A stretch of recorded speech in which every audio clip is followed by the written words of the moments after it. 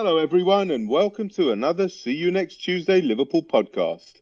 Today, we will be reviewing the stalemate at Old Trafford and previewing the Genk and Man City games. Good day, Buttercup. How's it? Yeah. Oh, good start. Tottenham. Oh, Anyway, you're off to as good a start as we were, as we were on Sunday.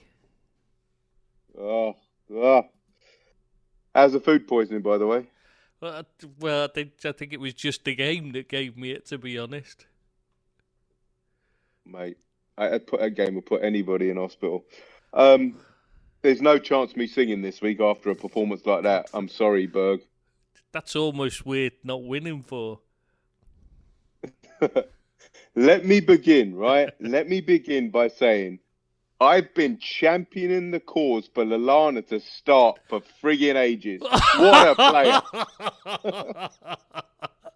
When they got, when he was coming on, I just thought, oh God, I just know what you were going to be like. I bet you were swearing and throwing things at the TV at that point, Mate, you have no idea how many WhatsApp text messages I got when he was warming up and he was coming on. I must have got 8 messages. And I was like, 8 what? messages? Wow, that's more than you normally get a year. Mate, I swear to you, everybody was texting me saying, haha, like sort of laughing emojis and everything. Trust me, I know how you feel. I had a lot more than that when Man United scored. Let's put it that way. And it didn't get disallowed. I got so many. I was just like, ugh. Mate, because you don't answer texts while you're watching the game. So do you see them though, or do you just not even look at them, or you just? Well, the only time I see them is because I have this really it's almost a nervous tick during games where I go through routines all the time. Well, one of my routines is, because my phone background, whatever you call it, the screensaver, whatever, is a Liverpool picture. And before the game, and every single time anything, there's a stopping pay or whatever, I kiss the Liverpool. It's just one of those things. I kiss it on the, on the shirt as well, and on my pillow, the pillow I always, because I have to do it. I can't. I just can't. The very masculine. I know. I guess it's just a nervous tick. I think I've got because it's just I can't stand still. You know what I mean? You know what I'm like. So yeah, I see. There's 30 messages, and I just swipe it away so I can kiss the Liverpool. But that's it, because there's fucking hundreds of them, to be honest. And it's just if I sat there and read them, I'd never watch the game at all. Are you still carrying that pillow or cushion all game? Yes. Well, that's super masculine pillow. Hey, that's brought his luck. Since we've had that, we've been doing better. All right, mate. Let's get to the game. What a totally abject performance. Thankfully, Lallana got us out of trouble, got us out of jail. Where do we start? Okay. I don't even want to start, to be honest. I don't want to pick the bones out of that one. You start. Well, where do we begin? I mean, every player just failed to turn up. Really. I mean, obviously, Alisson, you've got to leave Alisson out of it because he never actually had to do much. This is the thing. Nothing. Nothing. Yeah. So we never got. It wasn't like we were getting battered. We just were so poor. I mean, we created plenty of chances to put the ball in, but Robbo and Trent were just having an absolute nightmare, and every ball was going nowhere. It was going to Henderson, and he was, falling over as he was trying to cross it, or, it just nothing was going, none of the balls were quality, so. This is the first time I've seen us so abject and shambolic. I've not seen a performance where everybody was poor. I mean, there was no one that can hold their head up and say, right, I had a good game.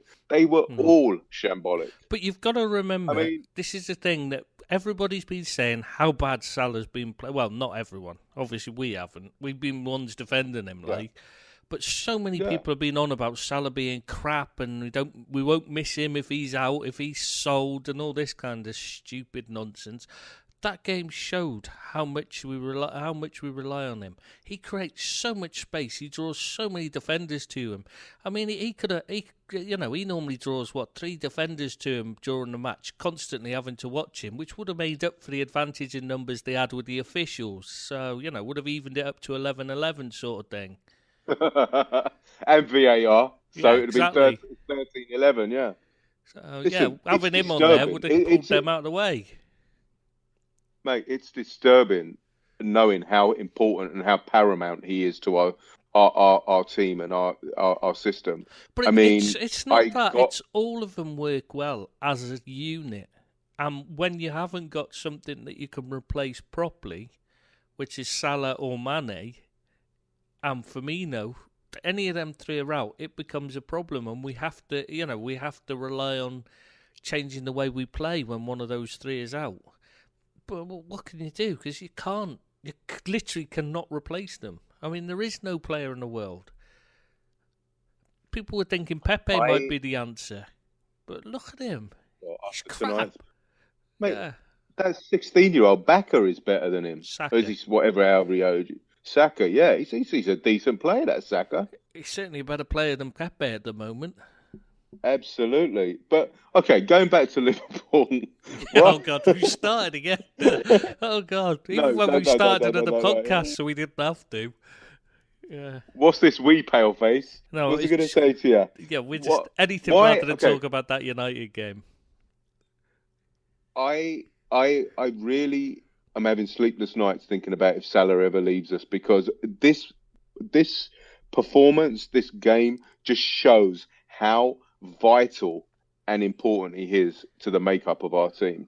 More of that later, though. But do you not think that if it was sold, it's not so bad, because then you could buy a top-class replacement? The problem is you can't get a top-class replacement to come in because he knows he's up against Salah or Mane. So he looks at it, and it doesn't matter how good a player he is. What player is going to look at that and say, I'm going to play 50 games a season when I've got Salah or Mane in the team to push out? You're just not. Nobody's going to get 50 games a season for Liverpool when they're up against Salah or Mane, are they?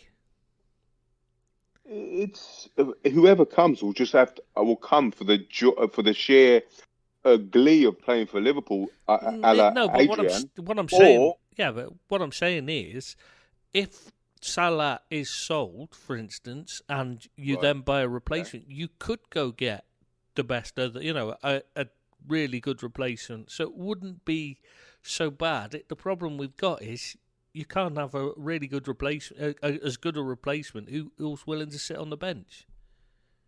This is what I'm saying. So the player either comes because he wants to be there and play for Liverpool, like Adrian, and don't mind sitting on the bench.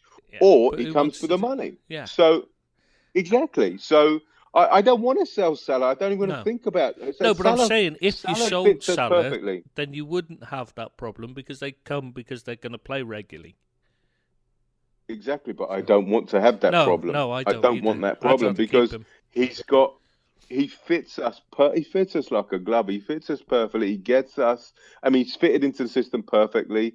I mean, I was watching a program about him yesterday. It was an NBCN Mo Salah Egyptian King special. I think it's on YouTube. Did you know what he did? He used to travel 9 hours a day from his village in Egypt. 9 hours a day. That's frigging 4.5 hours to get there, 4.5 hours getting back, and he had to go to school in the morning before that. The guy is an absolute phenom. The amount of sacrifices he's made is ridiculous. I mean, it's insane. Yeah, and it's good that somebody like that has actually made it, though, as well.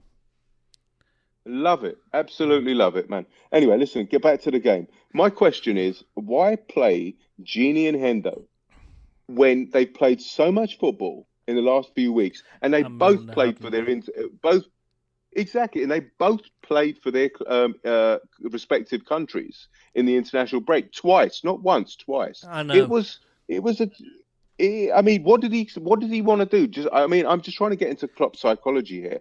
Did he think, right, he'll try and get the last ounces of whatever of juice out of them for this game, and then just rest them for the game? He didn't want to change the team because they've been away on a break. There's a chance of a bit of rest there anyway. You keep the team together as much as possible, don't you? Especially, I think if Salah would have been in, I think he might have changed it, because then he could have gone a bit weaker in midfield because he knows Salah takes up more option. When you lose Salah suddenly, you've got to go with you've got to have your captains. You've got to be first choice, or he shouldn't be your captain. Yeah. So he's got to go with, and then Ginny's his go-to man. So I'm not trying to be dramatic here, but I wonder if Harvey Elliott would have got on the pitch if he hadn't have been suspended in place of. He might have gone on, but it'd have probably been in place of Lallana. So don't complain. Don't complain. I'm not. Yeah. Okay. I read somewhere, I think it was on the BBC site or somewhere, I read that Lallana's now scored more times at Old Trafford than Alan Shearer or Watford. And Watford. I can't remember whether it's and both were put together or all one or the other. But either way, that's still some start, isn't it? Yeah, apparently he's got a bit of an Indian sign over them. So fair enough. Mate, just to go back to the Mo point, even when he's not playing well, you see what he does for the team. He takes those defenders out of the game with his movement and creates space for the others to wreak havoc. Exactly. Let it never be said that. And he tracks back. He covers when when we've got an attacking corner. He's the one that's first chasing back to stop a break. He's always the one that's back covering. I mean, he does a lot for the team that people just don't tend to see because they only look at whether he scores or not, I think. Absolutely. And he works in tandem with Trent really well. They've got a brilliant understanding, those two. So why weren't the fullbacks marauding like they usually do? Well, they did. If you watch them, they got plenty of time. They had the chance to put the ball in, and they put the ball, either cut back and didn't put a ball in, or they put it in and it was absolutely hopeless. That was more of a problem than anything for me. That's why I think a lot more of it was down to us playing poorly than Man United playing particularly well. Though United stepped up their game, don't get me wrong.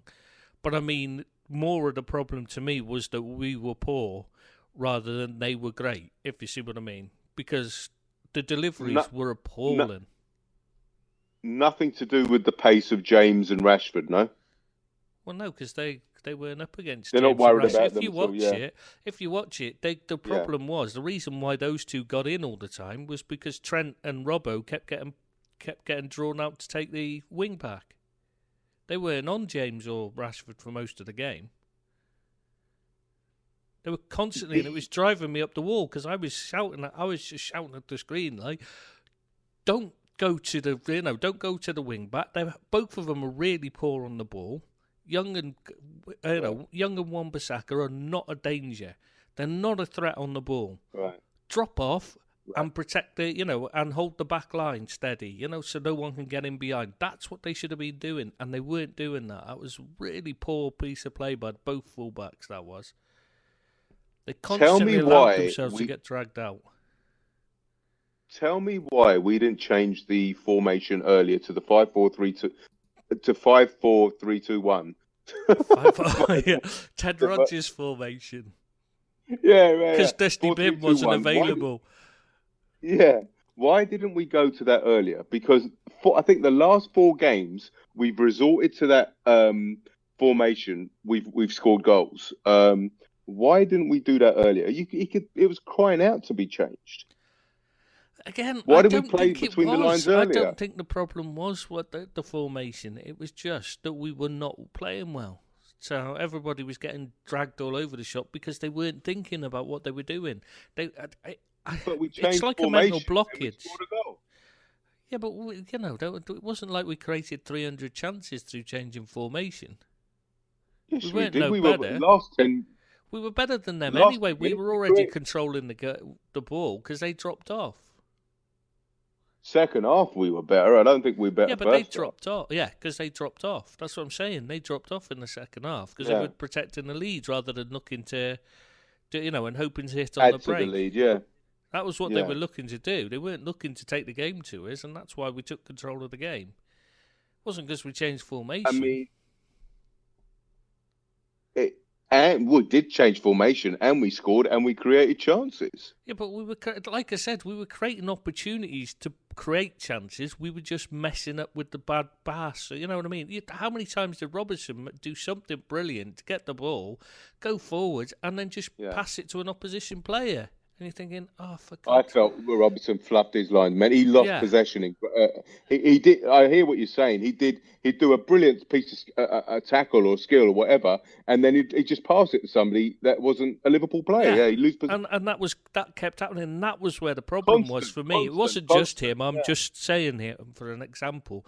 Henderson was having an absolute mare as well. He kept giving the ball away. And that's where it went wrong. Rather than, I don't think it was that we didn't create the opportunities as such. It was that we were so poor, we were just giving the ball away. Sometimes it was I don't know whether it's the internationals, having the break for the internationals interferes, or whether it's just because it's Old Trafford and we have such a terrible record there. I don't know what happened. Mate, one win in 10.5 seasons at Old Trafford. It's diabolical. But we've always been terrible there, even when we ruled you. Even when we were winning everything, we always went to Old Trafford and struggled. It's always been our bogey ground. Listen, a midfield with Fred in it, you should, and you can't beat that. He was awful. You don't do. Oh, he was terrible. He was terrible, and we come out of that with a draw. It's unimaginable. It's shocking. It's unforgivable. The funny thing I thought from that game was that Dan James. Twice he tried a bit of shithousery and leave something on one of our players, and both times he ended up hurting himself. And he got because he was trying to leave something in. He was trying to be a hard man, leave a bit on, and then he just bounced off them. And you're thinking he's just a little boy playing with men. That should have been the story of the game, really. He's 8 stone and he's going up against Van Dijk and Fabinho. Do you know, that's ridiculous. He was I get fair play to the lad, though. He was having a go. He was trying to leave something in there, make sure they knew he was about. He's just too small and slight to ever do anything but get hit. I almost felt sorry for him. Almost. Mate, it's got to be... And he got bloodied as well at the second time. He got bloodied against Fab. And it was his own fault as well. Well, at least he didn't pretend he was unconscious this time. Yeah, I'm sure he would have if he needed to waste time at the end. Yeah.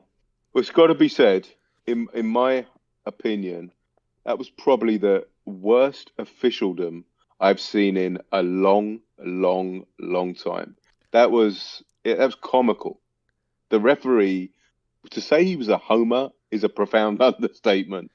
He was terrible. He did have a stinker. I mean, it wasn't just like big calls. Even throw-ins, he was given the wrong way and stuff. He was not having a good game. I mean, he let 3 United players off with a yellow, at least. I counted anyway. Well, and it's straight after the Fabinho got boot, Rojo did almost exactly the same thing and didn't even get a talking to. And then he did 2 more fouls that were blatant yellow cards. Straight after Young nearly broke Lallana's ankle, or tried to anyway. Right. And none of them were even talking to us. How does that work? Fabinho made less contact on whoever it was. I've forgotten now who he fouled. It wasn't. Don't get me wrong. I'm not arguing that it was a booking. It was a definite booking. But he made so little contact. It wasn't a bad foul or anything. But he made less contact than was made on Divock Origi that wasn't given as a foul, even though it was a kick from behind. So I just don't understand the rules anymore. I've seen people say things like, he thought the referee might have thought that the VAR had pick it up, and so he didn't worry. He wasn't sure, so he just left it for the VAR to sort out. But that's just nonsense. That's not what a referee's meant to do, and that's not what he's trained to do or told to do. So I don't believe that at all. I think they're just crap, or cheats. I don't know which anymore. I really don't. I honestly don't. I've lost. I can't believe that what's going on with the officials this season. I can't believe it's not being. Matches aren't being fixed by VAR anymore. We've seen the footage where they, with the lines well out of shape and all this. There's something. It's just not right. It's a massive conspiracy theory, but they give you there is just evidence. To say there's only one in Italy. There's only one season when Verona won the league, right? 84-85 season. We talked about the other day, I think, didn't we? And that was the only season in history of a top flight professional game, where the referees weren't handpicked by their version of the PGMOL. The only time that didn't happen, they were done by random draws. And Verona went and won the league. And Juve finished mid-table-ish. I'm not saying it's a conspiracy, that does make you wonder, is there something in it when you think that... And you look at the English league, and everybody knows that the decisions always go to the big club's favour, as a rule. Over the course of a season. Why did they go to United's favour then over the... Oh, right, okay. Because they've got more money. I was going to say... Okay. But no. Listen, that referee, apparently, from what I can gather, is he lets the game go and flow, and those kind of challenges he lets go because he thinks it's a contact sport, it's a man's game. Fine, blah, but blah, that's blah. nothing. But that's what the VAR is supposed to say. You missed it. It's a foul. Right. But they didn't. No, I totally agree. Now, it's a nonsense. I mean, they're afraid to overturn these decisions or bad decisions. They're not afraid to. They've been told not to. When they say they've set a high bar, what they mean is we're not going to let them overrule you. That's what they're saying, in effect, because a high bar means it'd have to be something ridiculously obvious, like you'd booked him 3 times. So, you've already booked him. And, and you missed the second, like when Graham Poll missed it and did the second booking and didn't send the player off. It'd have to be that kind of thing. It could only be something of that kind of magnitude. Otherwise, they're just totally ignoring it. We've seen how many clear and obvious penalties. Wasn't it Matip that was thrown to the ground blatantly? Newcastle, yeah. I mean, you couldn't get more clear and obvious that foul on Origi. I'm not just saying that as a Liverpool fan. I mean, if you're not a referee, you know that's a foul. You kick through from behind in the play. You never took the ball. It's a foul. I mean, yes, he went down there easy, but there's how many times do you see that in the game? And they're still given.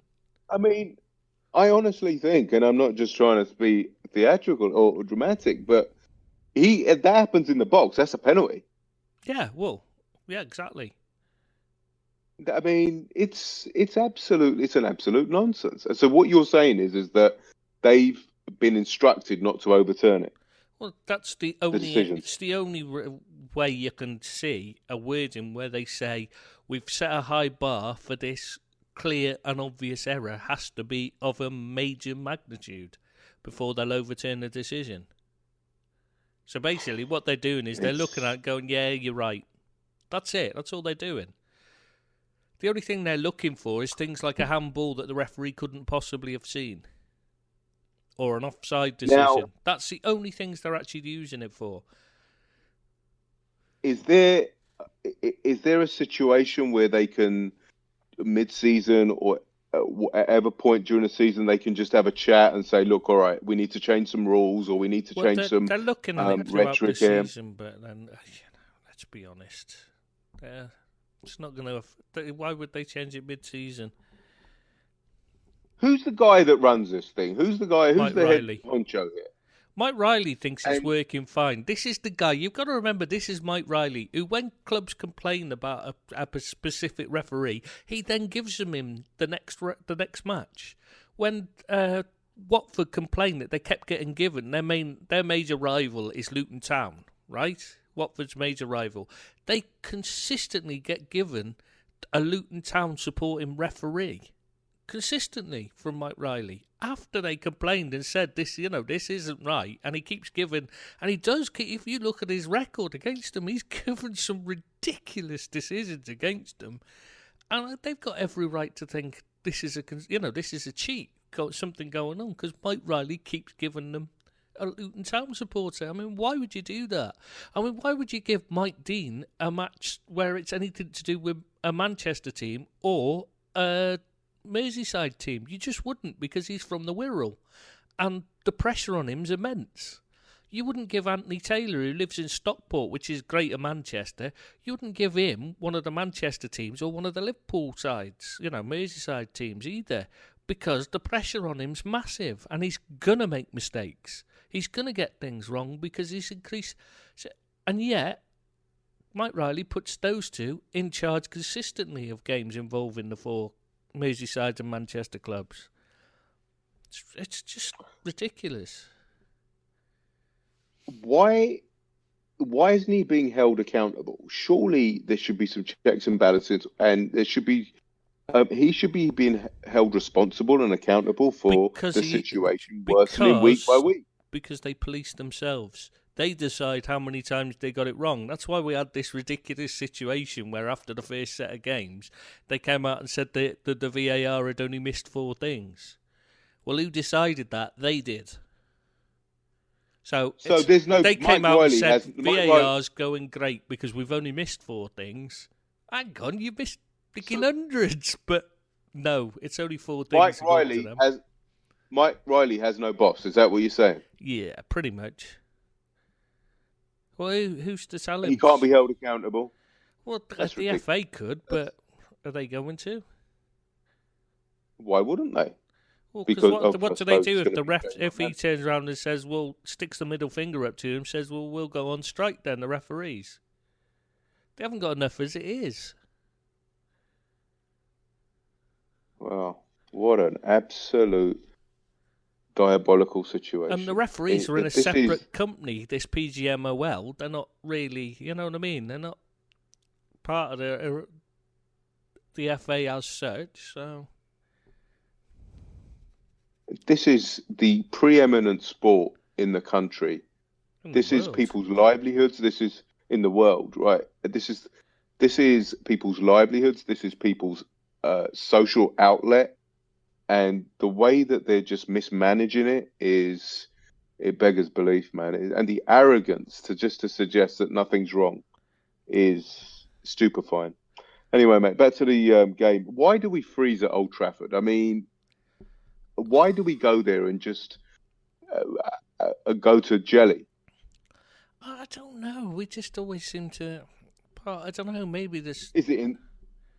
Is it the intimate? There's not. Is it the atmosphere? Is it the? Well, no, is it the the fact that they're 20 times league champions? The atmosphere isn't exactly intimidating, is it? I mean, I've been there many times.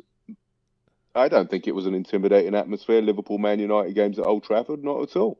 I mean, it has been in the past, but I'm talking about now. I mean, this one that wasn't an intimidating atmosphere. It's just.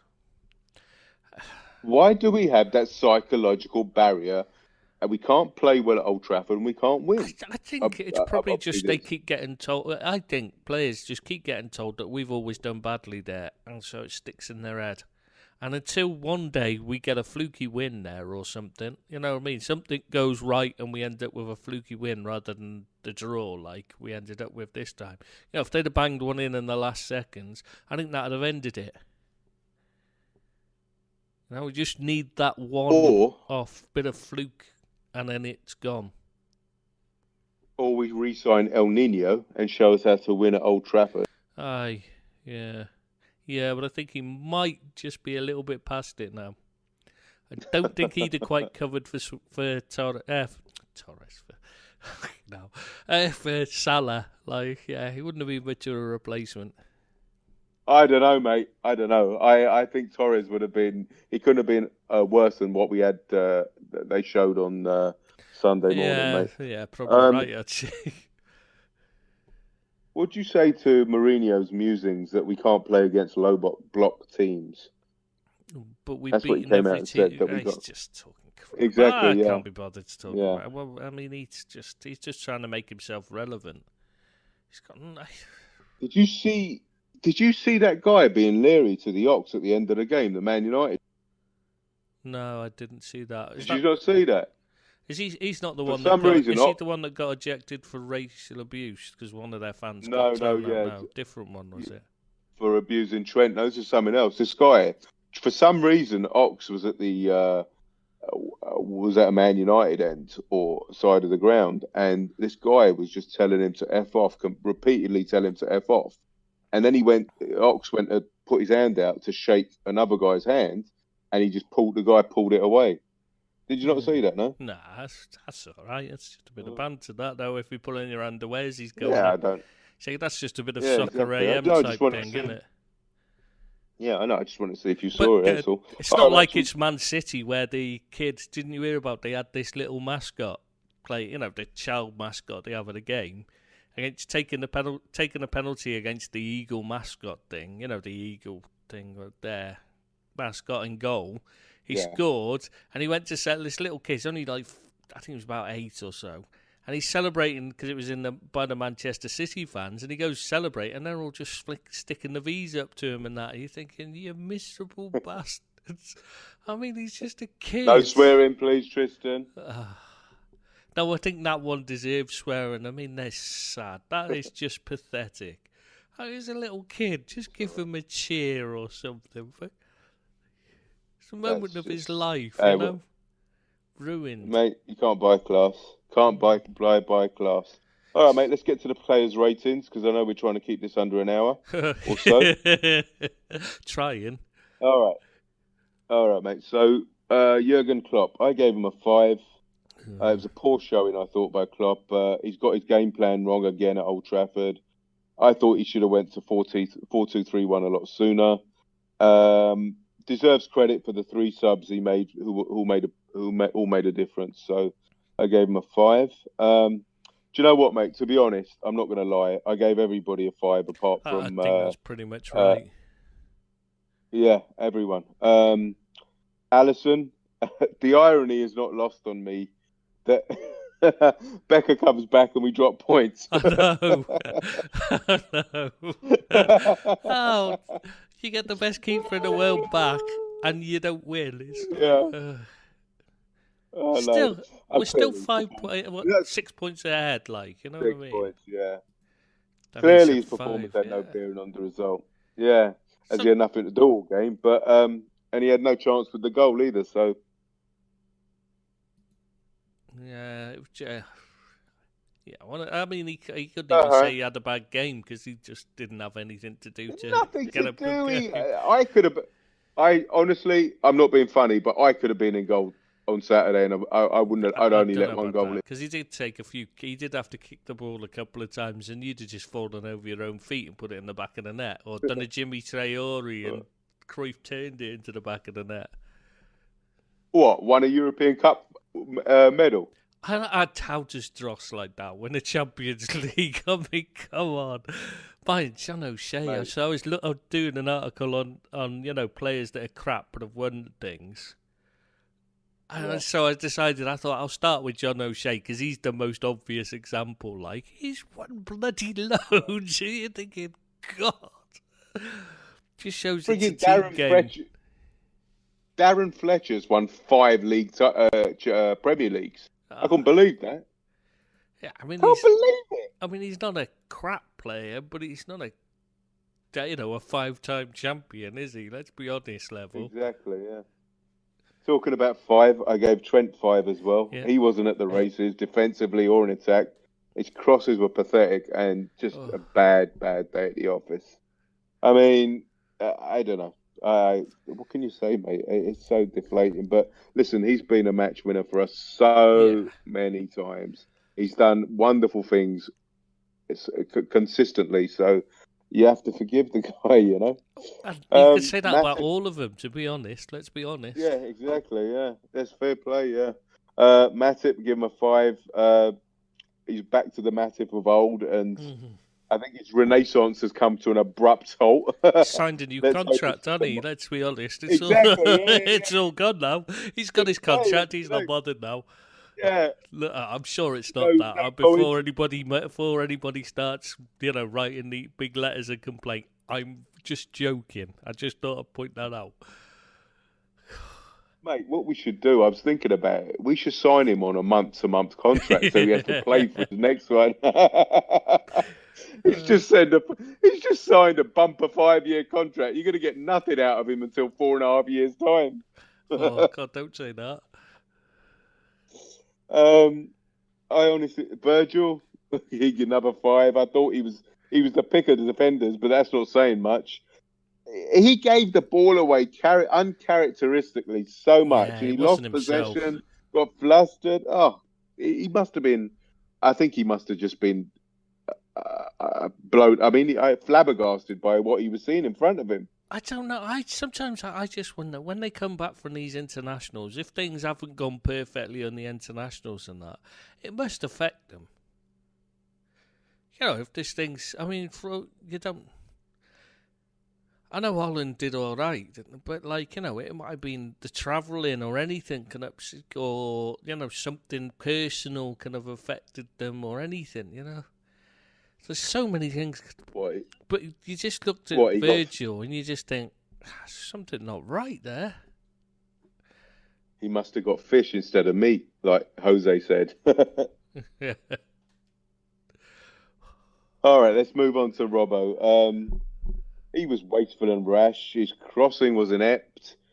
And even the cross for the goal, he was lucky because it had to go through a sea of players before it got to Lallana. It wasn't exactly a wondrous cross or anything. But the thing was, he would do something brilliant and then give the ball away straight away. You're thinking, oh, for God's sake. Just as you go, wow, and just about to start applauding him, and then he gives the ball away. It's like taking the piss, aren't you? Yeah. All right.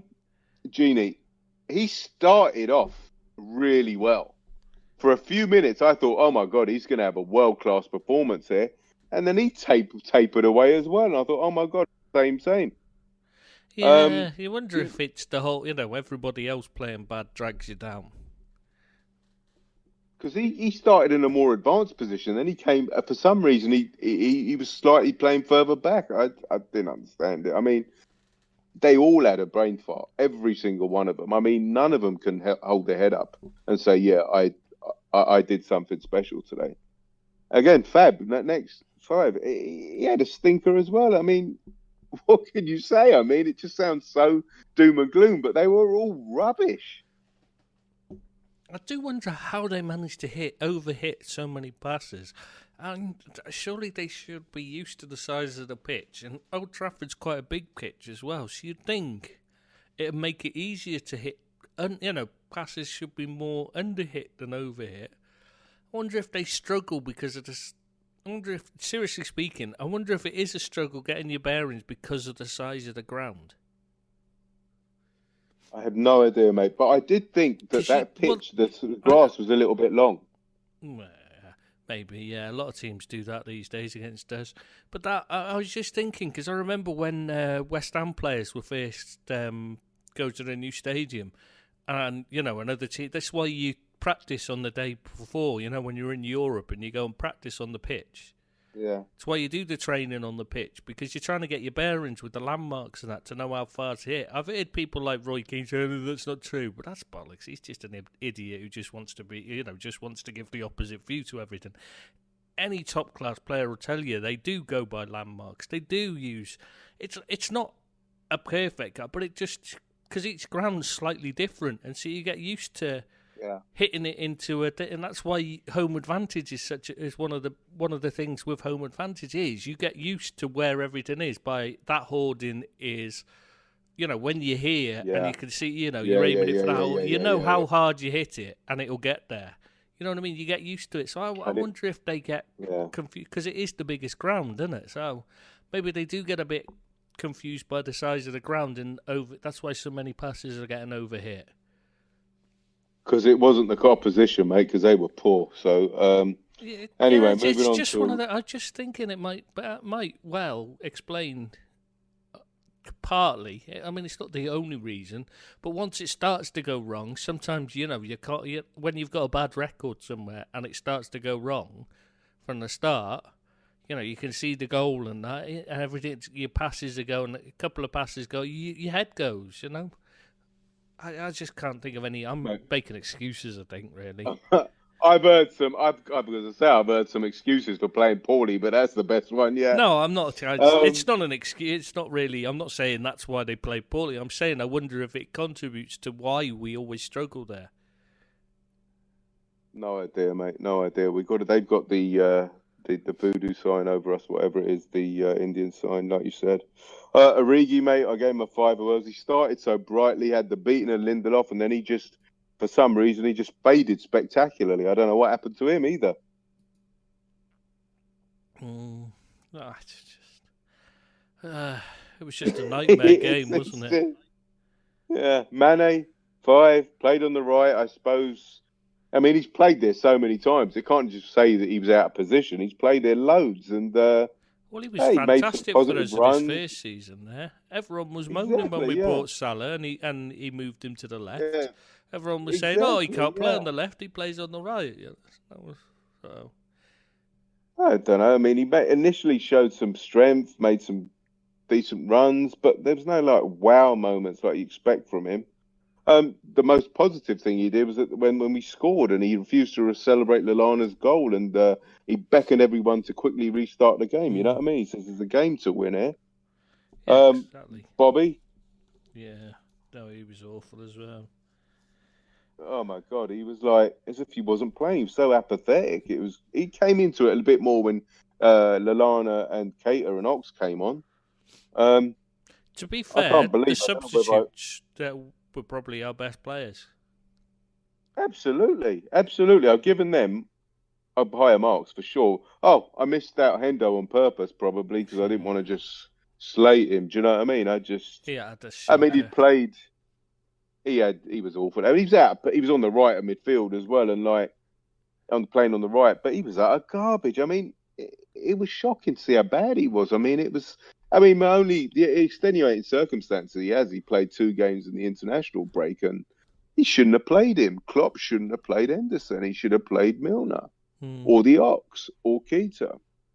Yeah. All right, let's get to Lallana. I thought he had an excellent cameo. He looked. I mean, it pains me to say it as well, but he looked alert. He was effervescent, and he topped it off with a goal. I've got to salute the guy and fair play.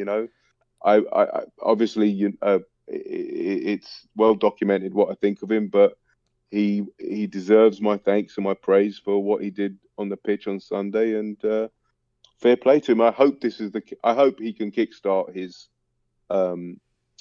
career again at Liverpool, because he had 2 years of injuries, and I honestly do hope he can make a positive impact from now on. Yeah. And again, with I gave him an 8. I gave the Ox a 7. He added much needed spark into the team with his performance and started to make things happen. Got stuck in as well, which is something nobody else seemed to want to do. Absolutely, I couldn't. Or if they did it straight at the keeper or fluff it or whatever. Firmino in particular, and Keita, he immediately added a different dimension to our play. There was a threat there. He gave the United players something to think about in the short time he was on the pitch. And he was constantly looking to get on the ball as well. Absolutely, yeah. And another who I thought could have come on earlier. Again, I hope he plays against Genk. I think he's a shoe-in to play against Genk and again start his career and a run in the side. Thing is, stat about listen to this stat about Keita. He completed 22 passes in the 13 minutes he was on the pitch, compared to Hendo's 26 pass completion in 71 minutes on the pitch. That's startling. Well, it is.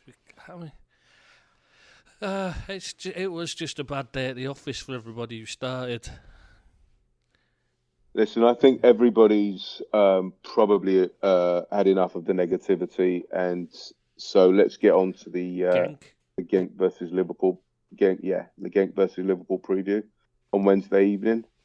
They've played two in the group. They've lost one and drawn one.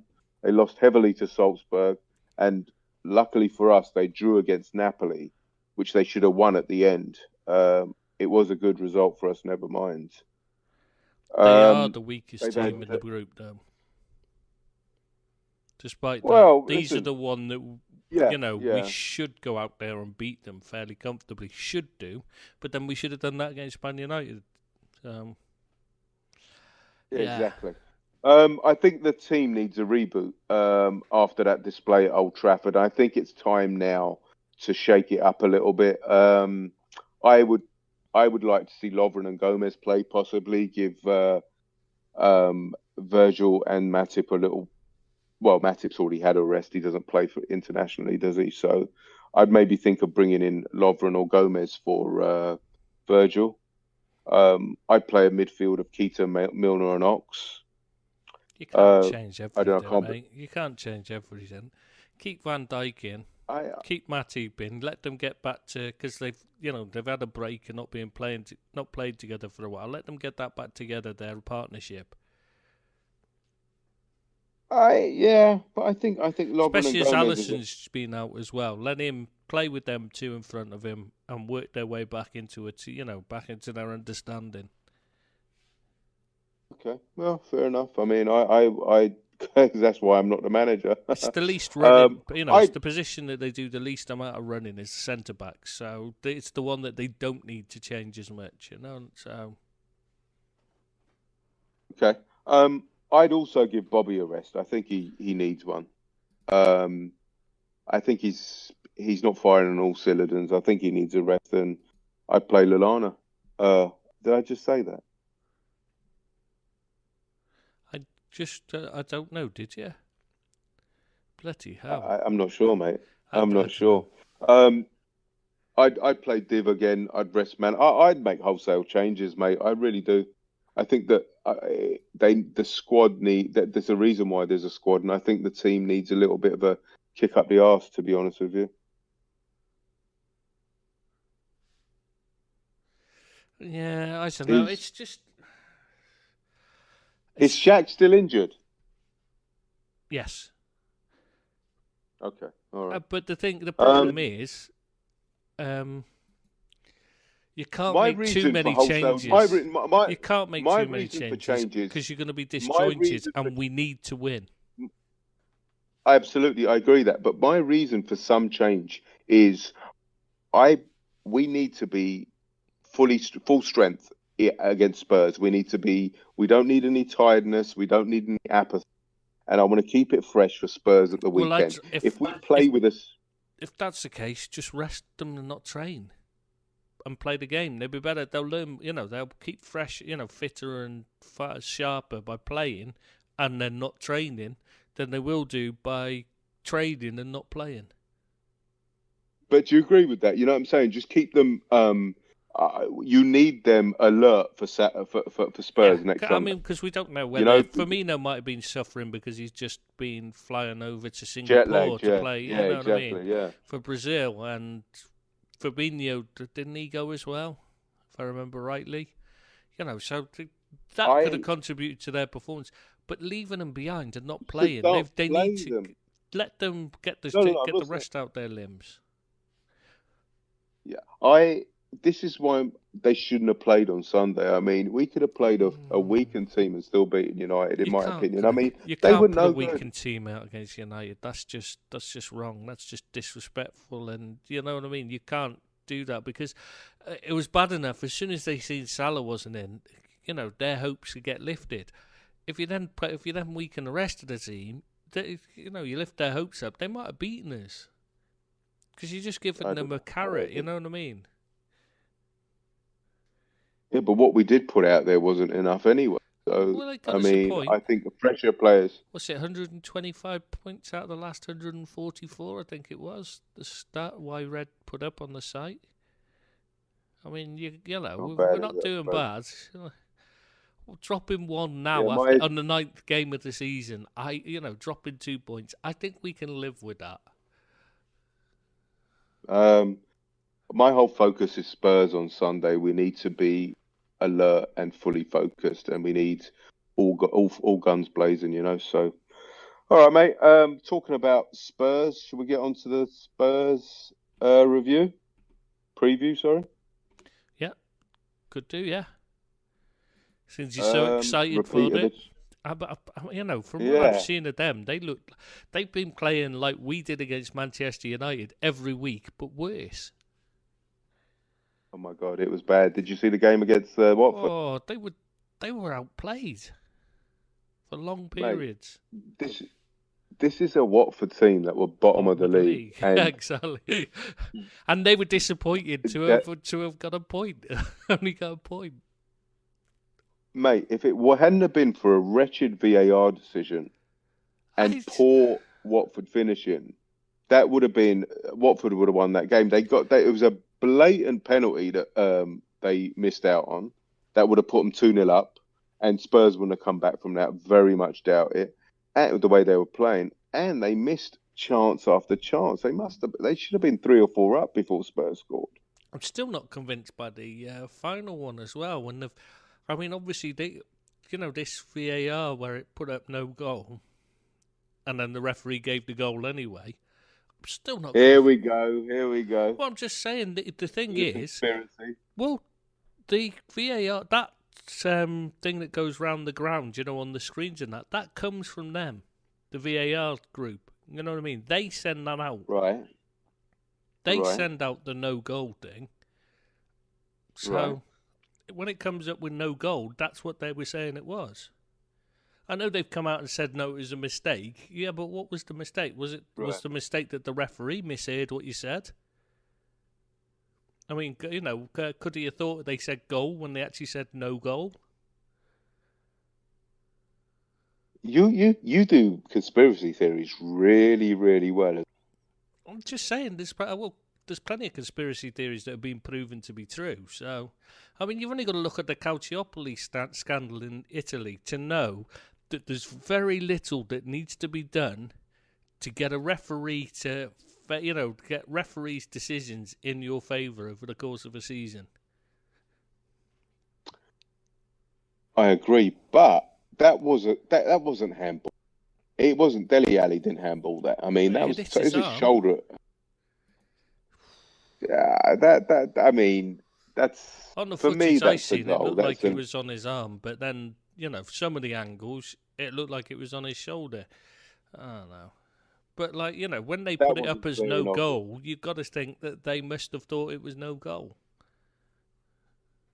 I don't know. I can let Spurs get away with that one. That wasn't clear and obvious, and for me, that was not a handball. But it doesn't have to be clear and obvious with a handball. That's the difference. That's what I've been pointing out. The handballs and the offsides don't have to be a clear and obvious error. They're just if it's a handball or an offside, because the referee's not looking out for that. Yeah, but that wasn't clearly handball. Well, it doesn't have to be clear. What I'm saying is, if it's handball at all, if it's an accidental touch of the hand, same as our one getting ruled out. Right.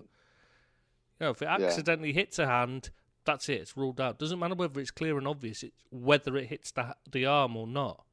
That's it. That's the only stipulation. I don't think it did. I think it hits his shoulder. The way he moved into it, I'm sorry, but he put his hand into it. He put his arm into it. So that makes it more of a dodgy call for me. If he'd kept his, if he's pulled his arm out the way and it hits it, then for me, yeah, fine. But no, he's put his arm forward to make sure he's controlled that. So he's tried to control it with his arm. I can let him get away with it. Well, Mate, the advantage goes to the attacker. I'm happy with that, so long as it's the same rule every time. That's the problem. Consistency, I get you. Yeah. Will Mo be back for this one, mate, or Genk? Mo in should midweek? Be fit for Genk, but whether he'll play or not is another matter.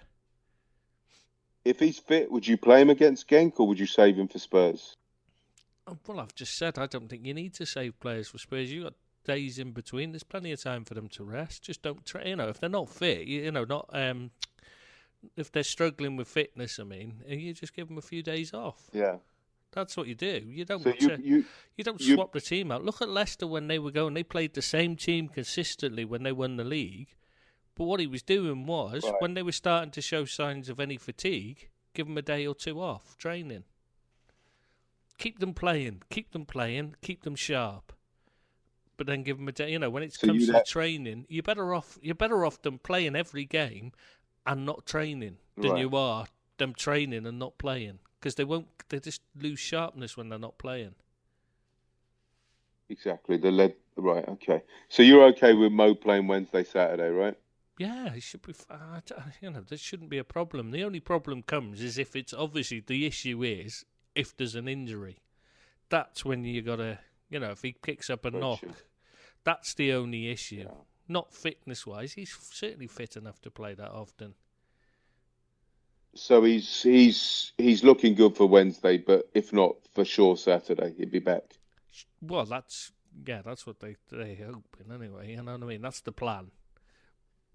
But obviously he could get a kick in training tomorrow and be out for a month. You never know, do you? In injuries. Oh God, I hope not. Please don't say anything like that. All right, I think Spurs are psychologically they're shot at the moment, but then, and I think they'll be cannon fodder. But I thought that about United and what happened there. By the way, sorry. Oh really? Shaq might be fit for it. Yeah, for the cool midweek. So Gent game. Yeah. Oh, brilliant. Okay. Have him on the bench. Yeah. Yeah, I was saying that I think Spurs are done psychologically. I think they're really scarred, and I think that they're playing. It should be an easy win. But then again, I thought that about you, and look what happened there. So I'm not taking them for granted. That's for sure.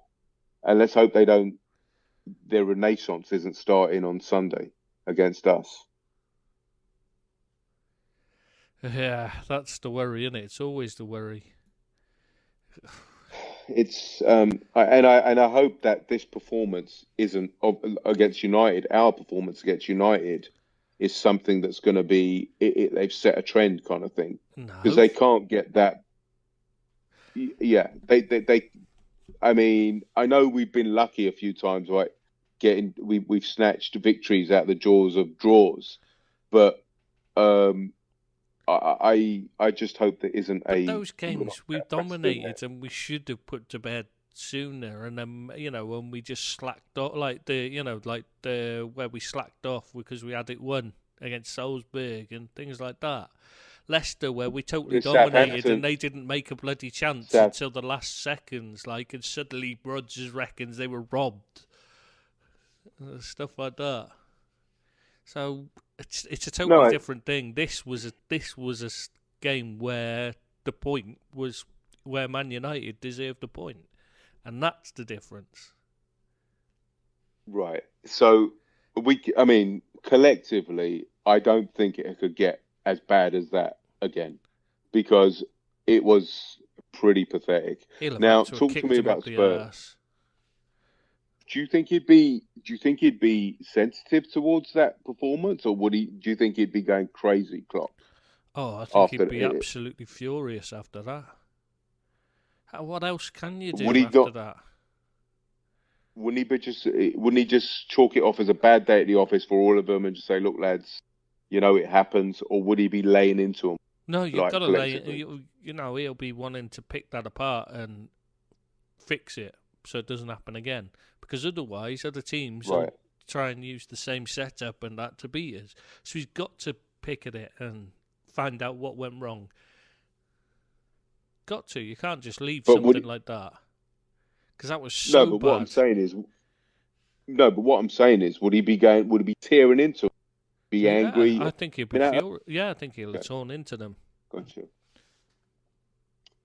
So Spurs, what do you think?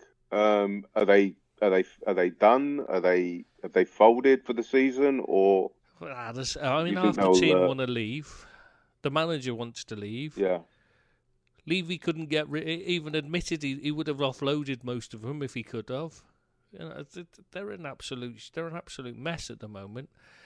But that doesn't mean they're going to not turn up and try, because they're playing against the European champions, and they always turn. They'll come out and give it all, because it's a big game.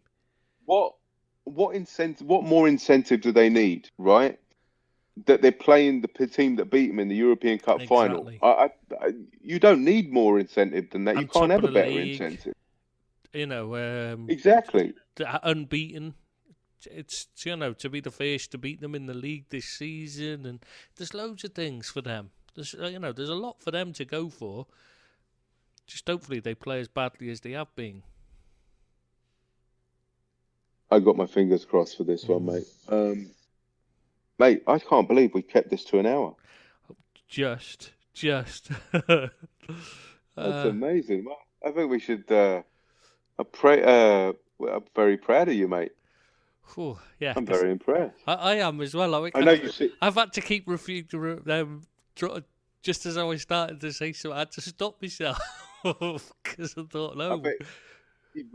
You've got a toothpick and you prod it into your hand as soon as you start talking. You're going into one, yeah. All right, mate. I'm quiet. I'm very. I don't know. I'm elated. I think we should give ourselves a round of applause because it's the only thing we've got to celebrate this week.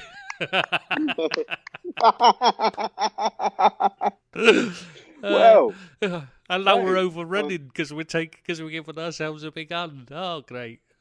Yeah. All right, mate. On that note, I think we should leave it there. And congratulations to you too, mate. See you next Thursday. Thursday. Yeah. Bye-bye.